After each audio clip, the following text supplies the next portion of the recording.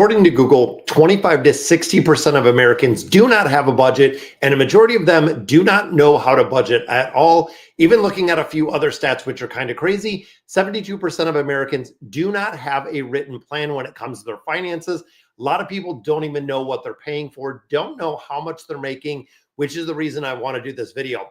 Now, budgeting is something that I've done for an incredible amount of time, not only personally, but I've also done this professionally as being a certified financial counselor. I'm going through building out a budget, and I want to run through this, and I'm going to use Nerd's Wallet's 50, 30, 20 calculator so we can kind of break this down.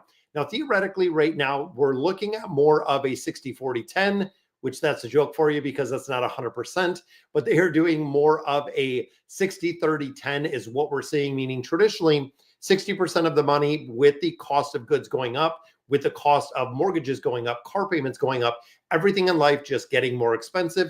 60% is going to the needs, 30% is going to the wants, and then that 10% that's left over, if you're looking at savings, debt repayment, and hopefully you're living within your means. When we start budgeting, and for a lot of people that I do this for, we sit down, we go over it, realizing they're in the red. We're talking $2,000, $5,000, $1,000 in the red every single month. Now, to supplement that and really to maintain that, they are taking out additional loans. We're looking at credit cards really in a huge kind of a pandemic phase where credit card rates are still incredibly high. The payments have gotten higher where people can't afford them anymore. It's kind of crazy to think of where we're kind of headed. And for me, that's very scary. When I start looking at the amount of debt that people are carrying, it is kind of crazy, and it's very staggering when you look at how much people are willing to take on rather than doing without. So let's go ahead. I want to hop over and get into this budgeting here. And now starting on our top left, and I really want to break this down. If you go to NerdWallet and look at their 50, 30, 20 calculator, this is exactly what you're going to be looking at when it comes to budgeting. Now, monthly income over here, you're talking wages and taxes. This is, of course, going to be just your take home.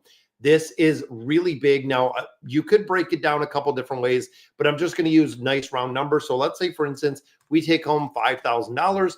That is going to be our wages after taxes. Now, of course, there are going to be a lot of things built into your wages for a majority of people. When we start breaking down our wages, of course, all of your taxes are going to be in there. You could be looking at HSA contributions, 401k contributions. You could be looking at a lot of different things that make up your wages. And then right here in the other bucket, this could be the side hustle. This could be anything that you're getting on a monthly basis. Now, when it comes to budgeting, everything is going to be broken down into this monthly basis. It makes it easy. And of course, you can kind of look at last month or previous month or two when you start breaking down the spending plan, knowing exactly places that you fell short, things that you could really tighten up on, and where money could be used in different places. Now, looking in here, I'm going to put, let's say, another $1,000. That can be, let's just say, for really explanation purposes, YouTube revenue that we get. And of course, if you like the content, definitely consider subscribing to the channel. But there we go. So we're making $6,000 a month. That's pretty good income. For a majority of people, that is usually two incomes. I have me and my wife running and bringing home about $5,000 a month. And again, we have a little side hustle with YouTube and a couple other things. So let's just say 6,000. Now we start getting into the needs. Like I said, looking at traditionally, this is about 50%, and you'll see, and I'll go through kind of each one of these buckets. So looking at our mortgage is about $1,500. Now, depending on your situation, this is what is making the biggest change that I've seen, or really the biggest adjustment, is when we start looking at rents. Now, we got our mortgage about 11 years ago, but when I start thinking of rent, when I start thinking of mortgages, if you want to rent a condo around here where we are just north of Detroit, if you want a detached condo, you're running about $2,400 a month. If looking again at home prices where we're at, they're about $500,000. So if you want to get in there at 7%, you're looking at a mortgage of about $3,000, which is kind of crazy. And this is where I feel like a lot of things are being eaten up with the rent and the mortgage cost, because it is getting just exponentially more expensive and people are not making that much more money. Now, for me personally, I'm going to go through renters and homeowners. This is going to be zero. The reason being the insurance is built into the mortgage, property tax bill. I'm going to do the exact same.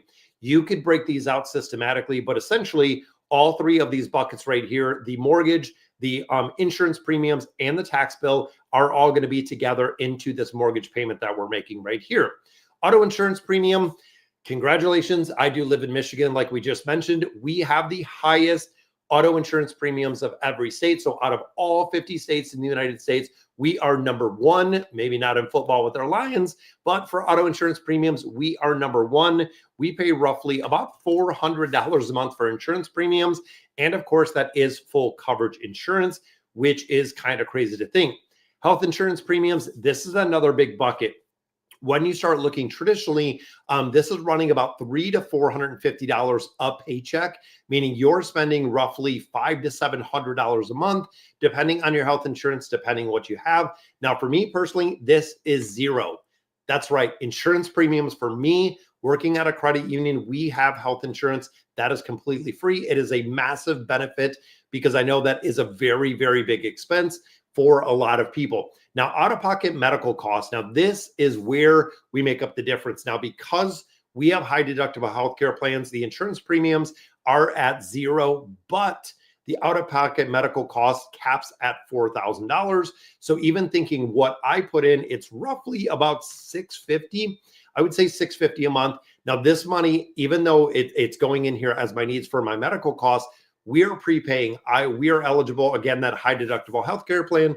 We are eligible for an HSA account. And I do max out and have maxed out this HSA every single month that we have had it, or every single year that we've had it. We have fulfilled our contributions to not only get a tax rebate, but also prepaying and really getting ready for retirement.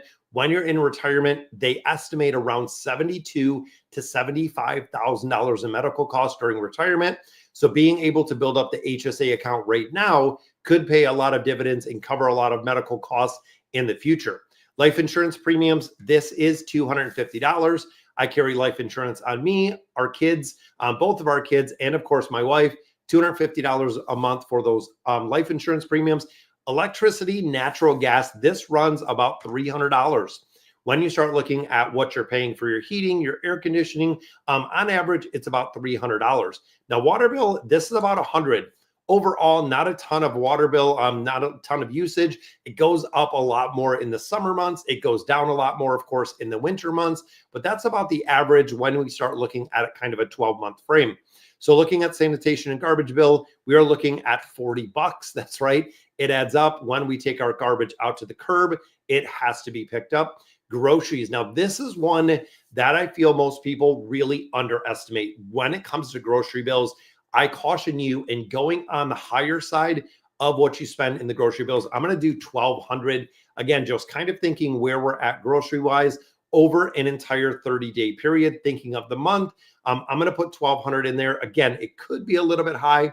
We'll have to see. Now, for me personally, car payments, they run about $650 right now as average for car payments. You can see where this is adding up and where this is adding up very, very fast. So if I put something in there, which for me personally, again, building on my budget, I have no car payments. Now, the way that we did this was not carrying credit card debt. So with the ability to put a lot more money when we purchased a car and we purchased a used car, we were not looking for, the $65,000 range. We were not looking for the $600, $700 car payment. We were using used vehicles, paying about $20,000, $25,000 for a used vehicle, still in very good condition, a year or two old, worked incredibly well. Again, we got them for 60 months, paid it off in about 2 years with each of them, making sure, again, that we do not have those car payments and we're not carrying them. Now, parking and registration, this one is one that, again, when you think of a monthly basis, we don't pay it on a monthly basis. Here in the States, we pay it on an annual basis, but we do pay $400. It's about $400, a little bit less than $400 just for vehicle registrations every single year, which of course is accumulated or is paid to the state of Michigan. So again, kind of breaking that down, even if we did $50 or if we did, let's say $40. So $40, 10 months, essentially $400. So another $480. That's probably about spot on because we do have some recreational passes. We do have a couple other things. Now, car maintenance and repair. This is one that people, again, I feel like really overlook. If you're hit with a bill, let's say it's a larger bill, it's a larger repair, you need to do maintenance on your car, or eventually you're going to have to replace your car. if you have a used car, this is a place to put money in where if we put, let's say $100 a month into car maintenance and repair, when I need to do an oil change, I already have the money for it. When I need even just the regular maintenance, where if you need new tires, right now we got new tires on our vehicle, it was $1,200. So $100 a month is pretty feasible. And honestly, if you save a little bit of extra in this category, there could be a point where a little bit of a more major repair comes in. And then, of course, you have to rely on what you have in here. Now, gasoline, this one, we are very lucky. I would say on a monthly basis, probably about $120.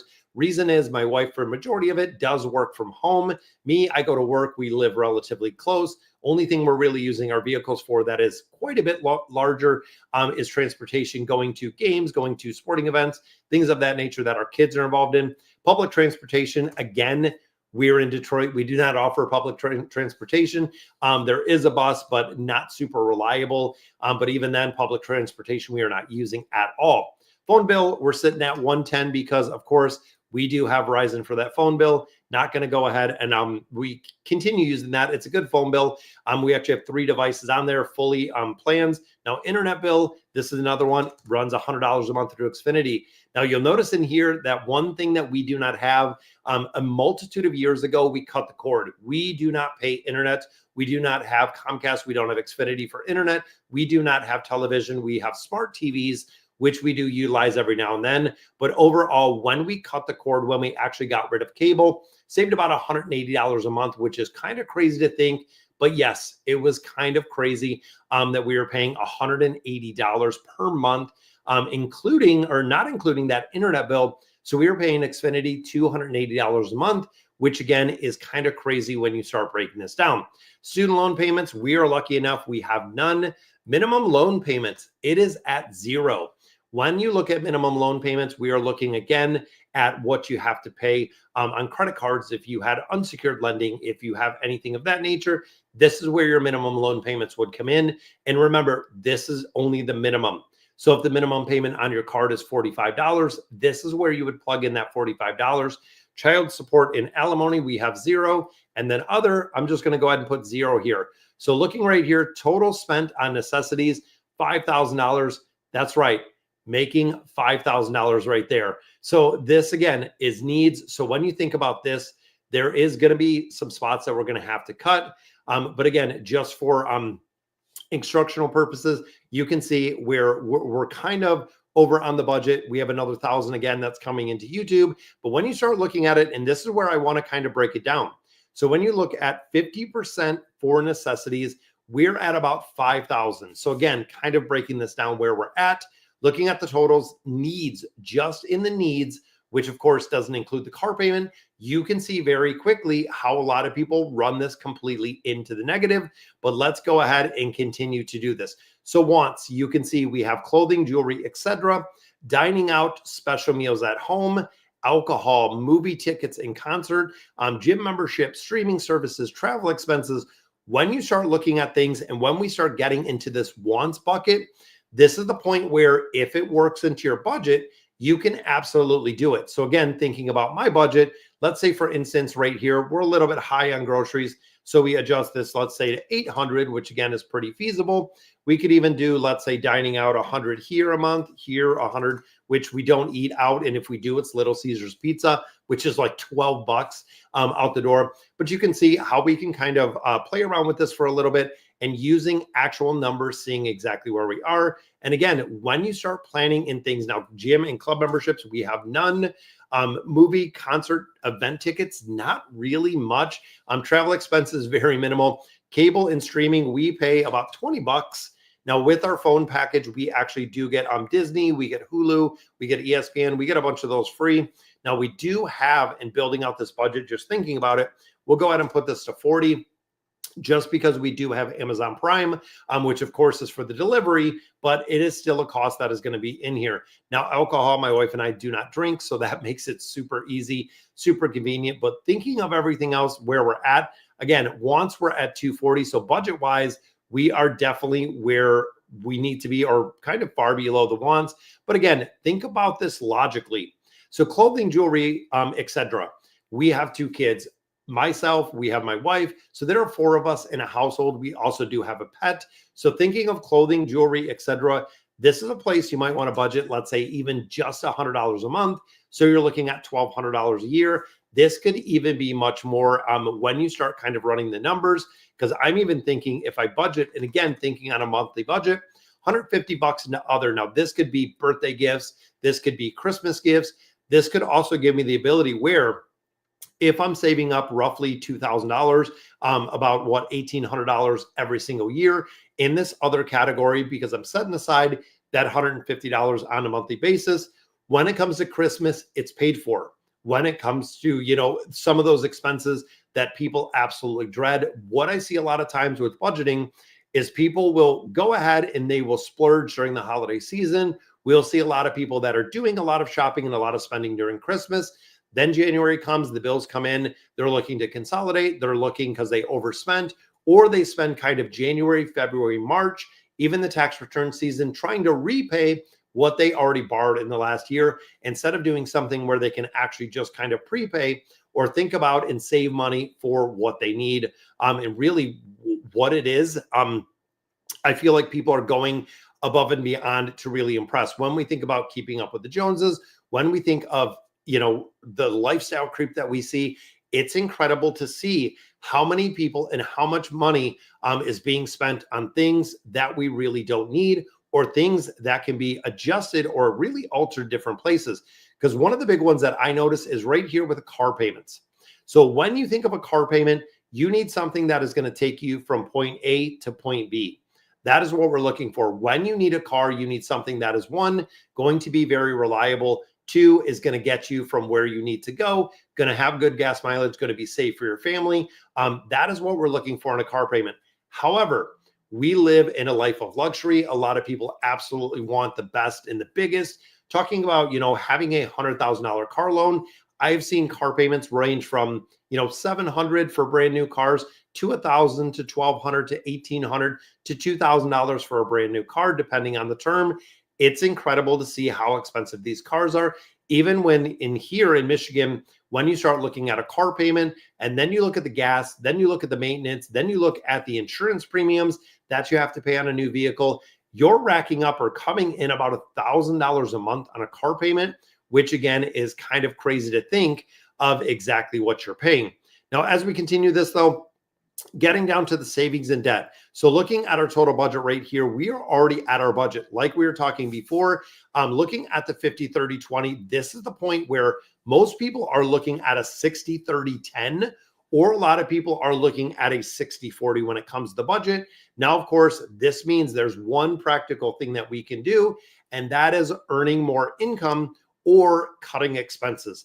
For a majority of people, it's going to be a lot easier to go through the need category, cut these expenses a little bit, make sure, again, that you're kind of streamlining, slimming this down a little bit. So even for groceries and essentials, let's say we can get that down to, theoretically, let's say $700. So we got $100 wiggle room in there.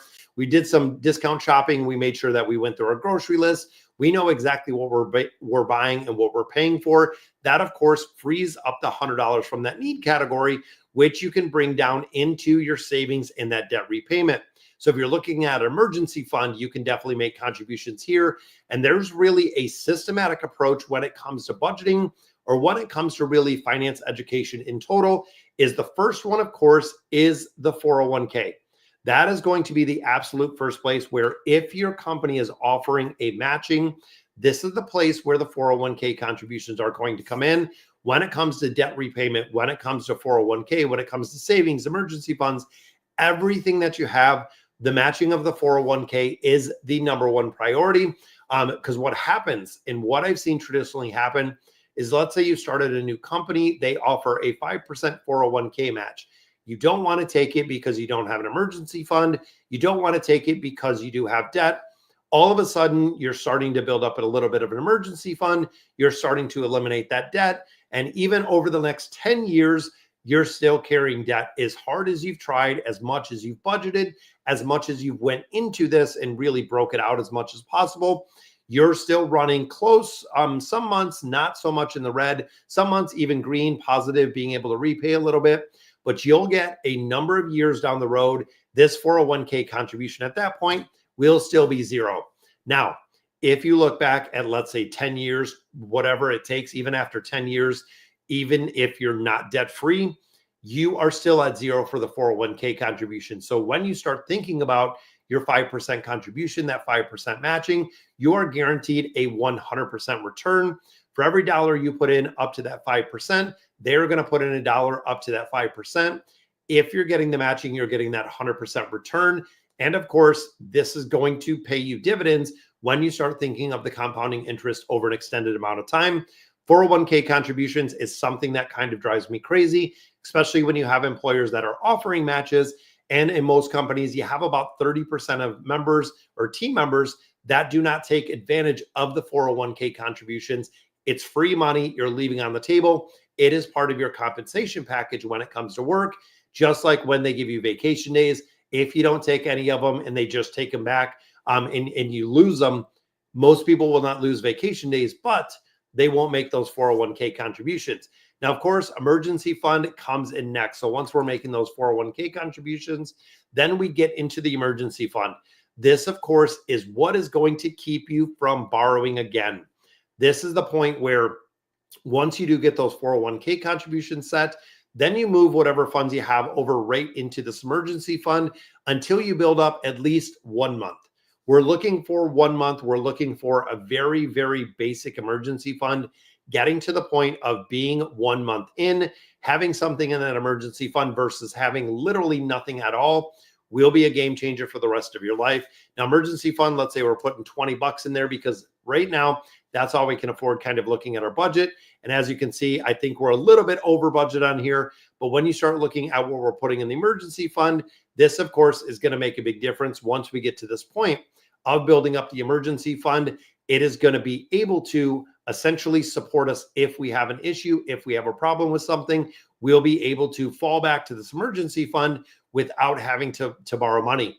Because what happens, and again, traditionally what I see, something will happen, we'll have a major car repair, and this one up here, let's say car maintenance or repair, have always been at zero. For a majority of people, it is always at zero. That's where it will always be, meaning the emergency fund contributions are essentially, you're putting $20 in, all of a sudden you have a $4,000 expense. You go and you take out a loan, and then guess what happens? This part right in here, where we're looking at our bills, minimum loan payments, it goes to $250 because you had to borrow a bunch of money to essentially fix the vehicle because it wasn't reliable, it broke down, something happened. Now you add in this minimum loan payment, and then you get down here and you're even more in the red than you were before. This, of course, makes the cycle of either you're borrowing more money. A lot of people, credit card payments, credit card debt is what they rely on to essentially go through and build this out or see exactly where it is. Now, of course, again, we're using kind of theoretic numbers in here. And when you start looking at the average wage or even after tax, this is where, again, it gets very hard to do. I mean, if you look at a budget and you say, okay, well, I make $8,000 a month, pretty good. We have another $1,000, so we're making $9,000. Yeah, the budget can work out perfectly. But for a majority of people, when you start running the numbers, you can see the needs, and now our 50% for necessities is right on par. We even have a lot more of wiggle room in here. But for a majority of us that are making, and again, most of us $3,000 to $4,000 a month, even if you're looking on the higher side of having, let's say, 2 incomes and you're at 6, we're still spending more than that 50% that you can see right here. We're over 1,000 over the 50%. That is why we said at the beginning, majority of Americans are now living at really a 60-30-10 or even a 60-40 split, where they're at the point where they can't borrow any more money or they don't want to borrow any more money, but they're not hitting any of the debt repayment. And of course, in here, we excluded car payments. We excluded the student loan payments. So it makes a really big difference when you start building those out or when you do start adding those into the budget yourself, because it can be super expensive. Now, I do want to look, and I want to look at one other one when it comes to budgeting. And I want to show you the methodology that I use for budgeting. So let me actually set this up. Give me just a second. But I want to show you this one because this is what I do. A lot of people are questioning, and a lot of people are kind of wondering about zero-based budgeting and how exactly this works. So zero-based budgeting, very similar to what we were just doing, but it is a little bit different because The goal of this one is getting to a bottom line number. And within that bottom line number is having the ability to divert or get that to zero. So again, right here, it uses gross income. I do not recommend, and I really do not advise using the gross income. But again, if we're looking at where we're actually spending, so our actual number, let's say is 6,000, and we budgeted, we thought we were going to make 4,500, and you'll see how it kind of breaks it into two categories. Now, this is, of course, by Vertex 42. This is a website you can download a bunch of budgeting worksheets. But when I start looking at this, I like this because you can budget kind of month to month. You know what is coming.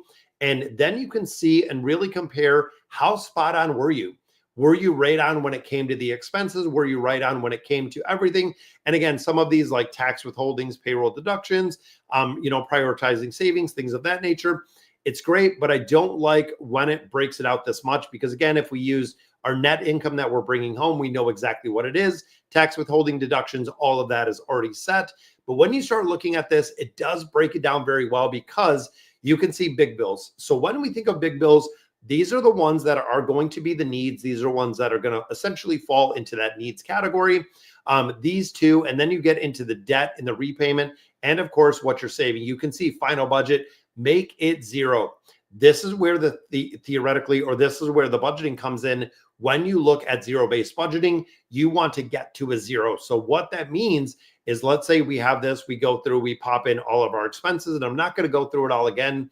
But when we go through and we pop in all of our expenses and we get to the point, and right here, our actual is 6,000 higher than it was, which theoretically, let's say it's 200 more, is there is going to be a place where you're going to plug in the rest of that money, getting it to zero. You're going to make the budgeting and the actual rate to a zero itself. That is the goal of zero-based budgeting. So theoretically, what this does is if you're going through and you plug in your income, you plug in all of your expenses. And when you look at this bottom line, again, thinking we'll do this at 5,500. But when you get to the point of my final budget, you can see we have that $500 extra. This is where you take the $500 extra that you see right there. You are going to work that $500 back in here. So again, when you get to that final number, there is going to be a place for most people, including myself. This place is going to be the retirement accounts. So what I do is once I go in and again, systematically thinking about the deduction. So I will kind of zero this out, but looking at, gross income, let's say we make $4,000. Out of this $4,000, what do I have to cover? And what exactly can I put into investment accounts to lower essentially what we have to pay, lower liabilities, lower our bills. And that is where cash flow comes in. For a lot of people, I see a lot of issues with cash flow management, meaning they make good money. They're making, $100,000, $150,000 a year, but every single month they're running in the red because they're not managing the money properly, because they are having issues with cash flow. So essentially what happens is they're getting paid, which I always refer to as the very first bucket. That is your income bucket. This is the very first bucket where everything comes in. This is where all of the money is sitting. So again, let's say we have a second income right here. Security and pension, Social Security, we don't get it yet. Interest and dividends, only include this if you're taking it on a monthly basis. So if I'm getting interest and I'm getting it paid on a monthly basis, like through, let's say, an ETF that I own, or if you're getting dividends on an annual basis, what does it look like broken into a monthly basis? Let's say we make $1,200 a year in interest or dividends, and we're going to get $100. So again, that takes us to our 8,100. Breaking everything else down and looking at our adjustments. This, again, we're not going to worry about because they're already built into our net income. Again, gross income, I don't like using it because for a lot of people, they don't know exactly what they make gross. They don't know exactly what is included in there, but they can usually tell me what the net amount is, or we can see net amounts when it comes to direct deposit into their accounts. And then, of course, you can go through and you can do all of your numbers in here. So we have our budget here. Let's say we're 300 here. Internet's 100. Phone, I think, was around 110. Cable and streaming, we don't do. A medical, dental, vision, we don't have. Magazines, this is pretty old because I don't know anyone who has magazines. Insurance was like 250. Home renter's insurance included the mortgage. So there we go. So we knocked out $800 here in a very small bill category. But again, looking here at our bottom line at the 1,300 we have, final budget, make it zero. This means we're going to take money and we're either going to put it like in a college fund. You could put it into a car replacement. Now, this is one that I have seen a lot of people do incredibly well, and it works well where, hey, I've spent the last 5 years making a car payment. My car payment was $500 a month. When I'm done with that car payment, I'm going to take that money, again, having that extra $500 as the bottom line, but I'm going to take that extra $500. I'm going to drop it into an account labeled car. That is going to go for the car replacement. Now, a couple years down the road, your car finally dies. You got 3 or 4 years of car replacement funds that have been going in there for that car payment. Now you can take those funds, put it as a down payment on a car, not only lowering the interest you're going to pay, but also lowering the monthly payment, taking it out of shorter term, paying it off much faster. And you'll get to a point where this car replacement fund will fully fund a new car. It's kind of crazy. And I've seen, again, a few individuals that have done this and done this incredibly well, where they take the car payment and they continue making the car payment because they're already comfortable with it. It's already built into their budget. And then when it comes to replacing that car, the payment is much lower. They continue making the $500 payment, paying it off exponentially faster. And then, of course, when that's gone, boom, they're right back to having that $500 in a car replacement fund, which is pretty cool. Again, there's a lot of different ways you can do this, but the big thing and the big takeaway from the stream, guys, is doing it. You have to build out a budget. If you want to use the 50-30-20, if you want to use the 60-30-10, if you want to do zero-based budgeting, even if you do a rough estimation, if you want to do the Every Dollar app with Dave Ramsey, Rocket Money, there are so many things out there that you can use to really help you budget. But like I said before, the big thing with this is you have to budget. You have to take the time, you have to take the effort, you have to, go through the spreadsheet, plug in all your numbers and see where you're at.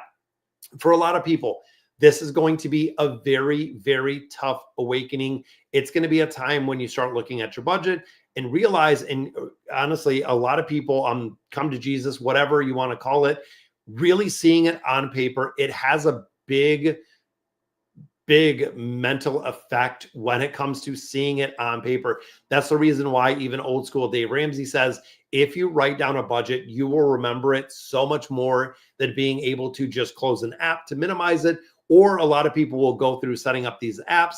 They'll have everything go in there for a budget, and then they'll never look at it again. They'll close out the app. They'll forget about it. They'll get busy doing other things.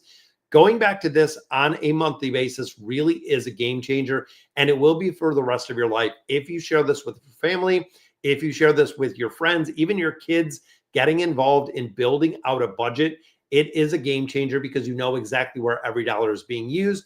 And you also know places where you can cut back that you might not realize. When we start looking at subscription services, when we start looking at, a lot of memberships that people don't use, it's kind of crazy to see how many places and how many things that we pay for in our life that we really do not utilize at all. So, all right, guys, so that is going to do it for today's stream. Definitely wanted to cover the budgeting, something that I love doing, and I love plugging it in. So if you ever want to go through using some actual numbers, definitely let me know. But there is so much into budgeting.